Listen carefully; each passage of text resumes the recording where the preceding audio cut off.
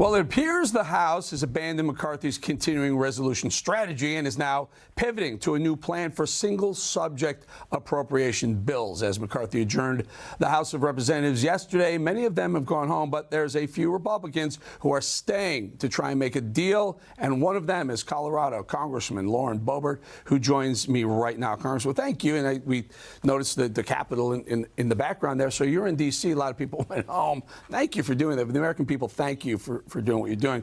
And also, thank you for holding tough on not caving to a McCarthy continuing resolution or a clean bill. Your thoughts on what's going on? Yes. So, Eric, I just left the Rules Committee where we were discussing how we are going to bring up 4 of our single subject appropriations bills to fund the federal government. This is imperative that we are here to discuss how we are moving forward in just this short amount of time that we have before we face a government shutdown. My colleagues and I are fighting to fund the federal government.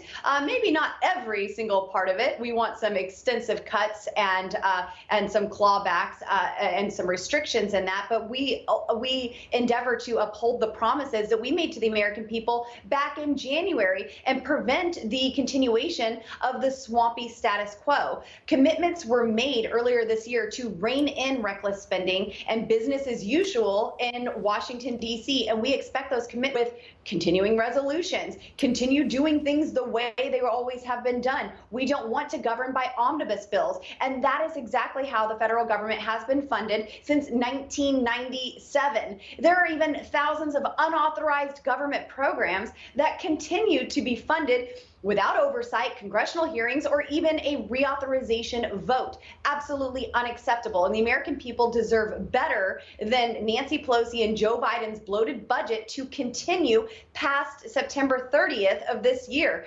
The American people voted for this majority to do things differently and fund a government that is not weaponized against them. And that is what we are spending this weekend doing. I have many colleagues here who have not left town when the Speaker said, hey, everybody, we're close to a deal. We could work tomorrow, but instead get on a jet and go back to your districts, maybe attend a fundraiser or two.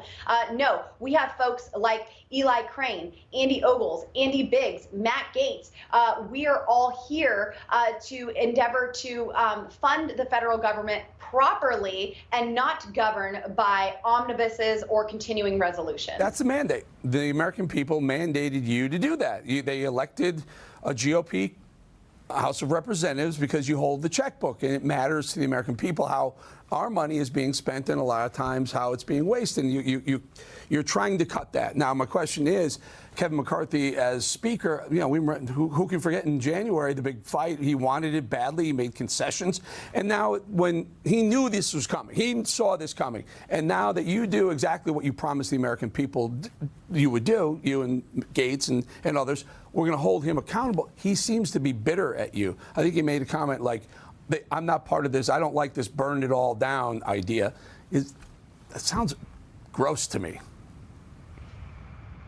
Yes. So, Eric, if the Speaker is saying that he is not a part of this plan, then that's actually very unfortunate for the American people. This is a plan that he very well should want to be a part of. We aren't just continuing the omnibus bill that all of us Republicans voted against just last December. No, we are breaking the mold, and we are getting rid of this muscle memory, this bipartisan muscle memory of continuing to just push it off until we face a Christmas Eve omnibus bill. Veterans are calling my office every day, worried sick about their livelihoods. These brave men and women went to war and went to bat for this country. The last thing that they should have to worry about is their benefits being lost in a government shutdown. We need to pay our brave service members who will be required to work in the event of a shutdown, and the same service members who have been subject to the wokening and weakening of our military under Joe Biden and Lloyd Austin.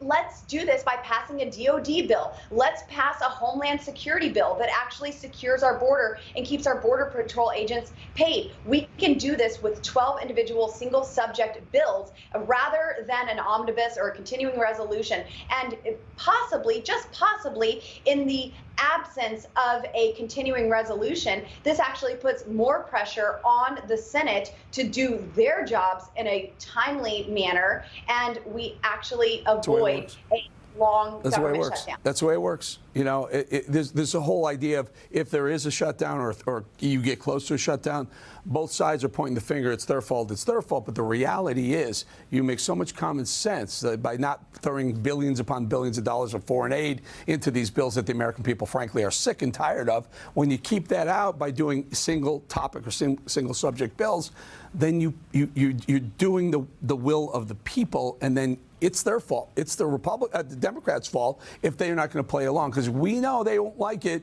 when they can't throw all their Christmas ornaments onto the tree. Congresswoman, really good having you. Appreciate your time. Lauren Boebert, thank you for joining us. Thanks, Eric.